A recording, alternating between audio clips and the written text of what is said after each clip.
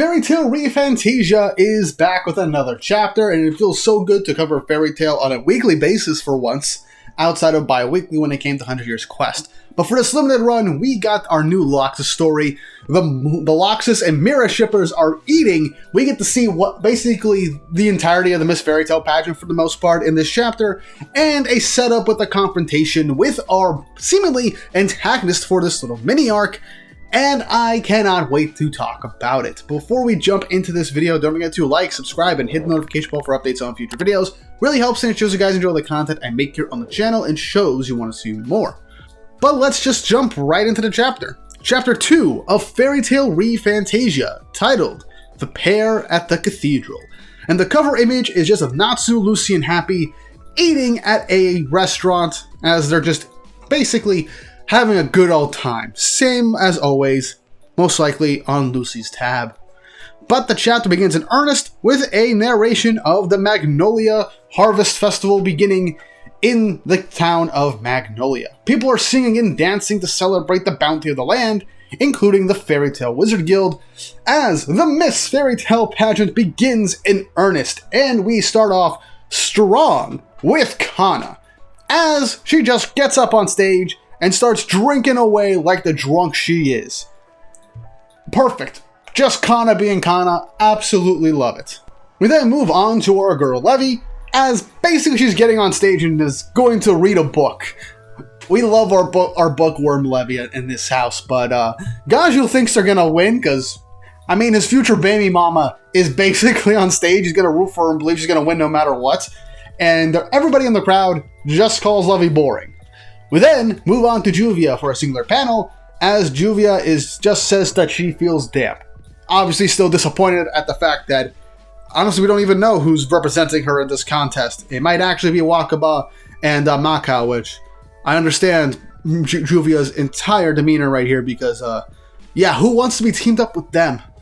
Man, character development Gray and Juvia from 100 Years Quest is so hard to watch in this chapter, because this is definitely before the development he's had in 100 Years Quest, because my god, Gray frustrated me last chapter, and I feel so bad for Juvia right now.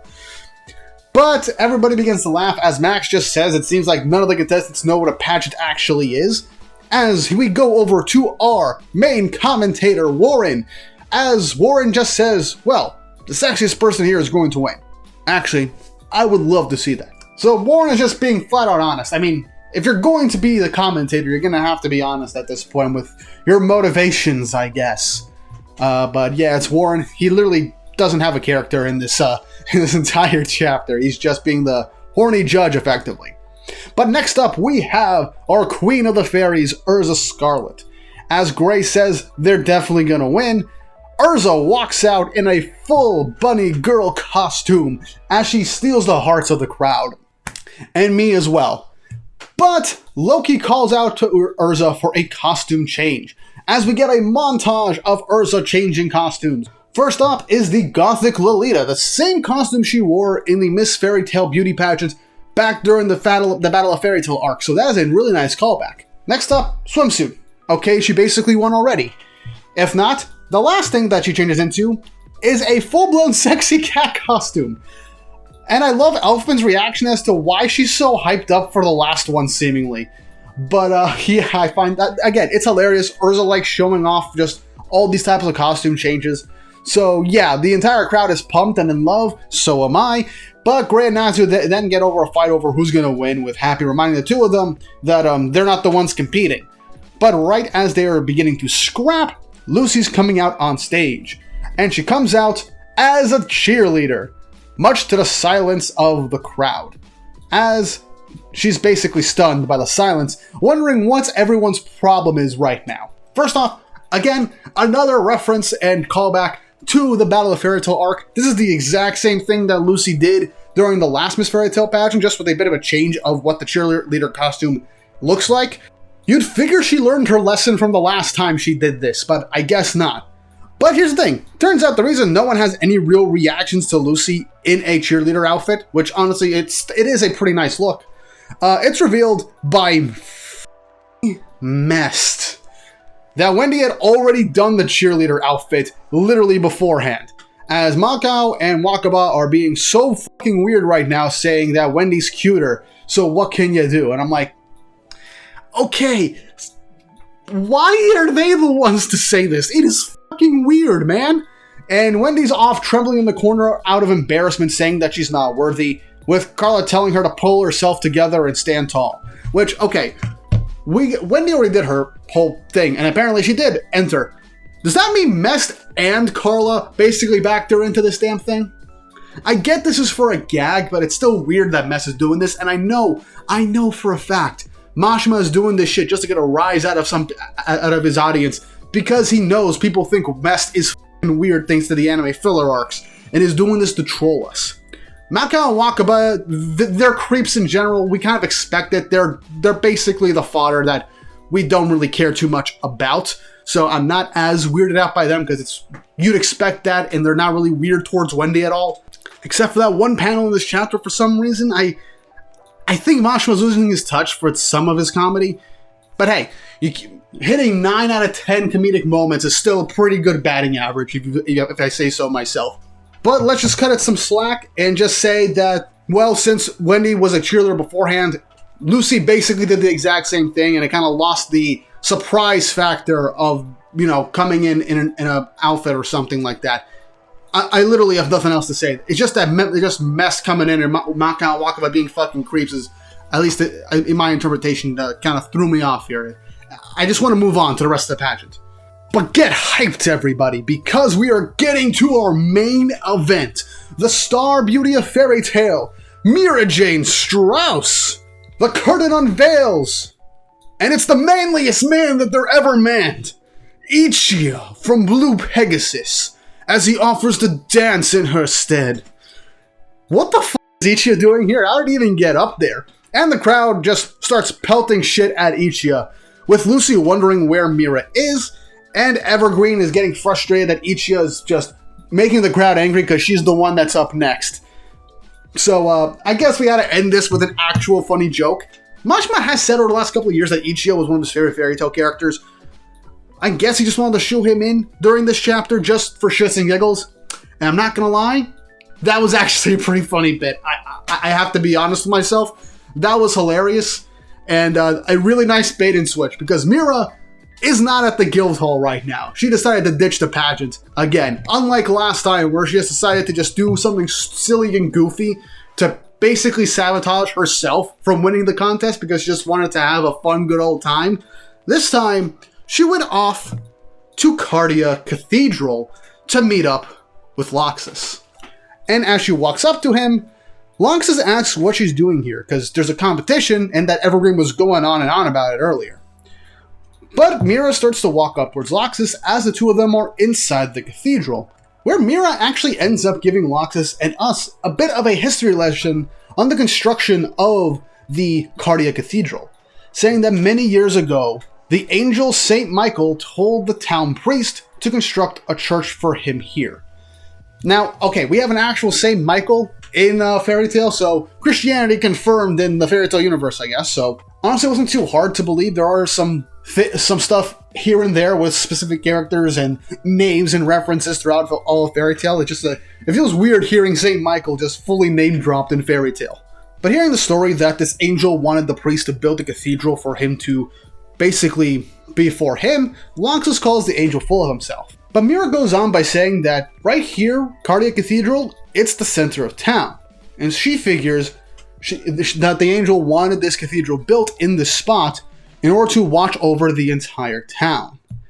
Which honestly is a really nice story, and I like she's trying to draw a parallel to LAXUS right now, because LAXUS starts to say, I busted up this cathedral. In response, Mira just giggles a bit, smiles, and sits down next to LAXUS, asking why he won't at least just join for the Fantasia parade. LAXUS gives a reason, saying that if he participated in that dressed up in a stupid outfit, he'd literally die of embarrassment and would have to think about it for the rest of his life. But Mira just brings up the fact, well, didn't you already do something that you'll be embarrassed about for your whole life? As LAXUS laments because, yeah, she's bringing up the Battle of Fairy Tail from all those years ago. I kind of love it when Mira is just like being real with people and just she feels like one of the best emotional support characters in the story when she gets shine.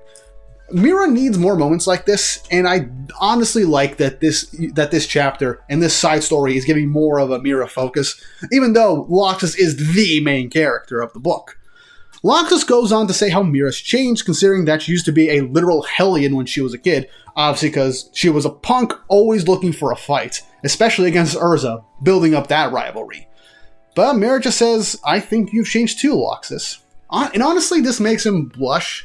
I'm not gonna lie, this is a very nice Miraxus chapter. Very nice MIRA x LAXUS chapter and moment. MIRA literally realizing that LAXUS isn't there, and just knows that LAXUS, during this time especially, is at the cathedral, the base that he basically set up and nearly destroyed, and the town that he nearly destroyed at this time of year. The fact that she knows him that well, and is going to effectively comfort him, and is pushing him to join the parade, more so, and the fact that there's nothing that he can do in the parade that's more embarrassing to him now than the fucked up shit he tried to do looking back during the Battle of Fairy Tail. I like it. It's sweet and wholesome, and I absolutely love it. And I like how she's also doing that bit of a parallel with the angel talking to the priest and building the cathedral, watching over the entire town from the center, which is why the cathedral is in the center of town, most likely referring this back to LAXUS, as he chose the cathedral last time as his base of operation to look over the entire town. And now we are back in here with the Fantasia parade about to occur during the middle of the Harvest Festival, and LAXUS is still back here in the cathedral, the perfect place to look over the entire town. And we even come back to this in the final arc where LAXUS and the Thunder Legion have to defend the cathedral from Alvarez's forces.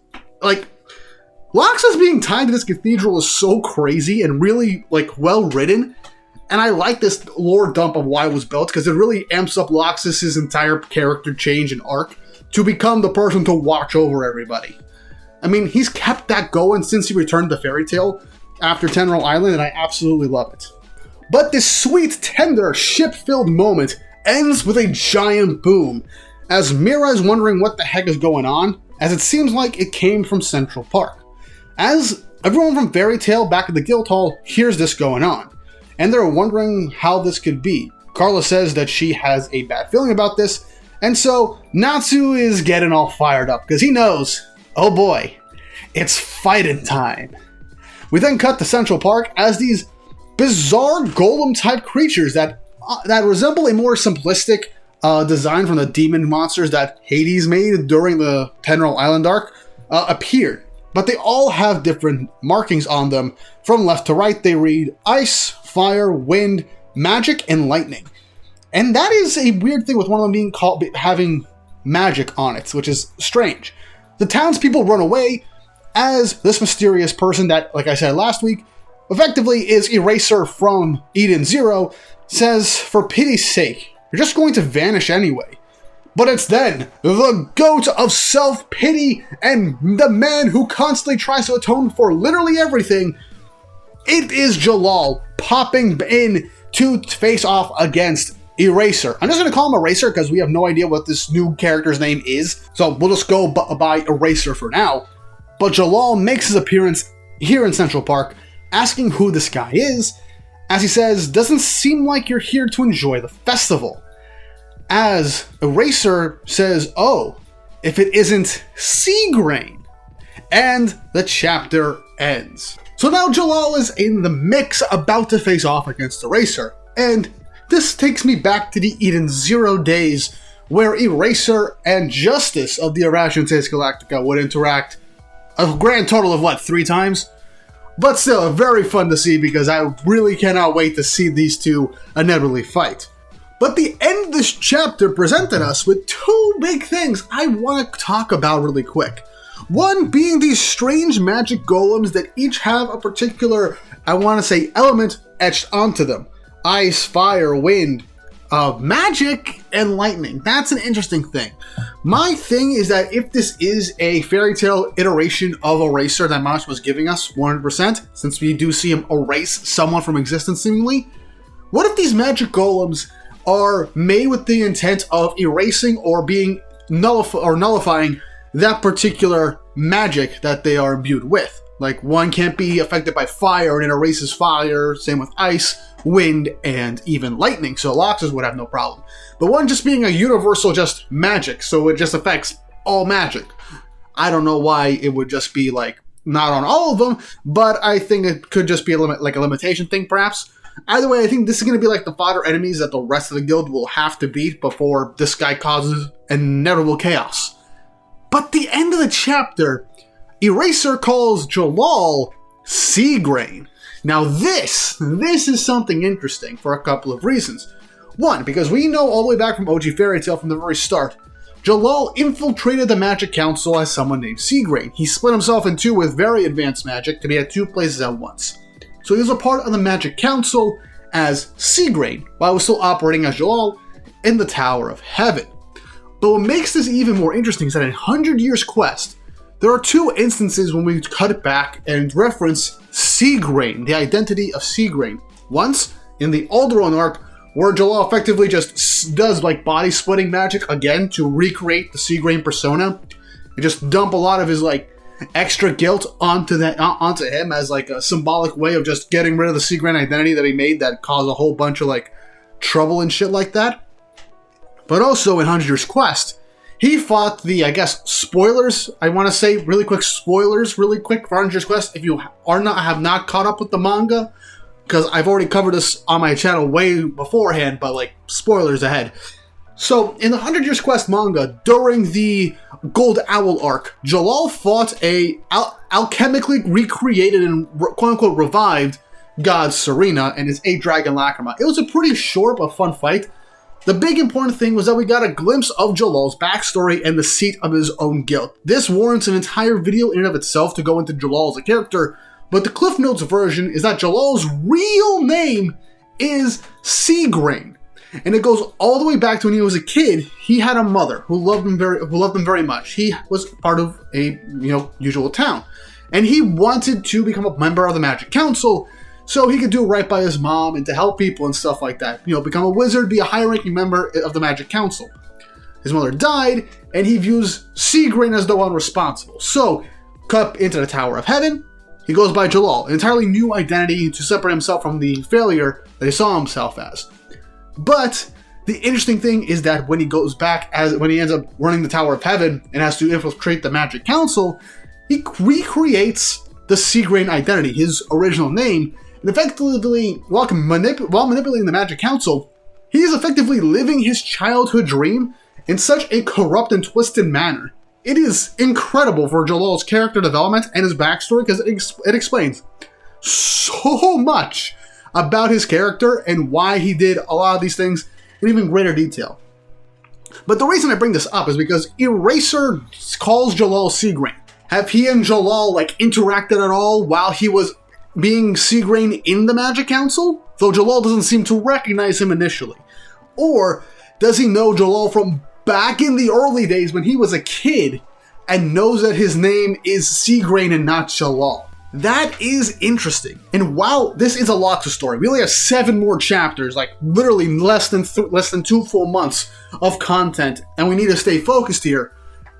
I am also curious to see if Mashima is using this as a backdoor to kind of explore more of JELLAL's past as Sea Grain and in the Magic Council and everything, because I would like to see a spin-off of JELLAL, or, well, Crime Sorcier in general. So maybe Mashima is planting the seeds for a potential spin-off, and maybe that'll get announced this year for the 20th anniversary. I don't know. Either way, JELLAL is definitely going to be the first person to fight ERASER, probably get folded, and then LAXUS and the rest of the guild will have to show up and fight, and things will be resolved with a big LAXUS fight against ERASER, and things will pan out as you would expect for a short series like this. That's what I think is going to happen in the following chapters. But overall, this was another solid chapter of Fairy Tail Re Fantasia. I like this a lot more than the first one because we dive even more into LAXUS, and the MIRA moment with LAXUS was genuinely heartwarming, and I absolutely loved it. We get teases of JELLAL doing stuff now, and we're literally getting right into the action, so that's always nice. And we also got a bit of fan service with Urza and Lucy and Kana in the Miss Fairy Tail pageant. So overall, pretty good chapter, I'm not gonna lie. And also, this basically takes back a complaint I had from the previous chapter, where the art here is a lot more consistent than the first chapter, and the characters are a lot more on model. So it is definitely reassuring and shows that Mashima, at least for the first chapter, probably rushed it a bit, but the following chapters are most likely a lot more concentrated for him. So that makes me happy. But you guys let me know your thoughts and opinions in the comments section down below on what do you think is going to happen next in Fairy Tail Fantasia. Are you excited for JELLAL versus ERASER? Did you like the MIRA moment in this chapter with LAXUS? And are you just as down bad for half of the women in Fairy Tail as I am?